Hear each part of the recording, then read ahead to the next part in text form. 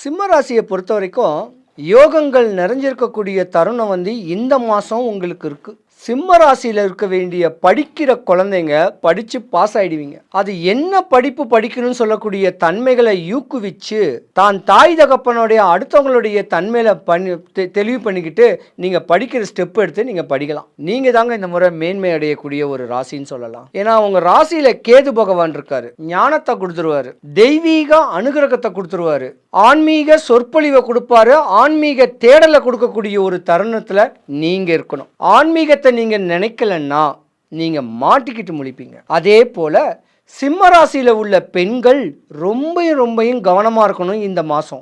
ஏன்னா இது சுக்கிரனுடைய மாசம், வைகாசி மாசம். படிச்சுக்கிட்டு இருக்கிற பிள்ளைங்களுக்கு காதல்னு சொல்லிக்கிட்டு அன்பா பண்பா அனுசரணைய நான் உன்னை பார்த்துக்கிறேன், நான் உன்னை படிக்க வைக்கிறேன்னு சொல்லி தேவையில்லாத ஒரு பிரச்சனை உங்களுக்கு வரக்கூடிய தருணம் இந்த மாதம் உண்டு.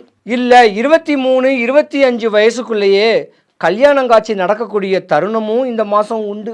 ரொம்ப கவனமாக இருக்கணும். நீங்களாம் லைஃப்பில் ஃபோக்கஸ் உடையவங்க. தான் தாயி தகப்பனுக்கு நாளைக்கு அள்ளி கொடுக்கக்கூடிய தன்மை உடையவங்க. நீங்கள் பலவிதமான அவப்பேறு அவமானத்தெல்லாம் சந்திச்சிருக்கக்கூடிய தருணம் சிம்ம ராசிக்கார்.